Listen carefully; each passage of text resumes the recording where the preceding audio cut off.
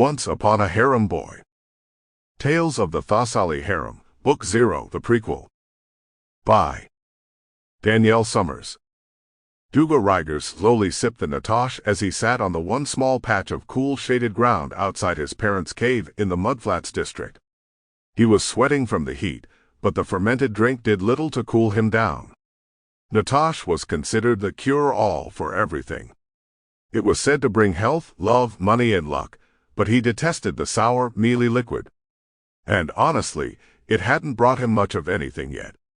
He still sniffled from a lingering case of unbalanced fluids in his body.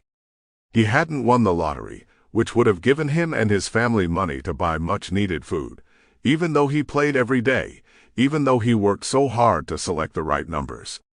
He heard of other people winning and being able to buy food. They became fat and happy. He wanted to win too, or at least find some way to leave the mudflats. He had so many dreams, but at the moment he was hungry. He couldn't remember a day when he wasn't hungry at some point. He remembered when he was younger, there was even less food.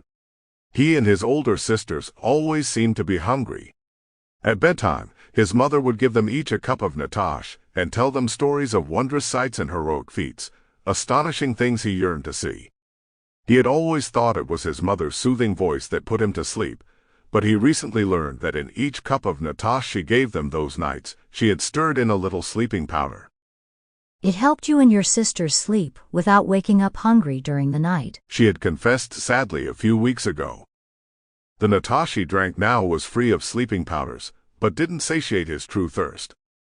He wanted to be more than a mudflat rat, one of those people who worked in the nearby crystal mines and never left the mudflats, who never saw the world.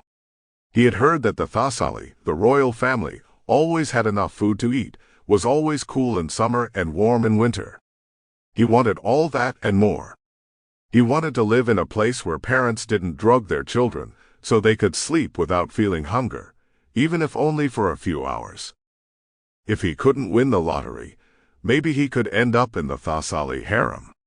That was probably his only other option for a better life.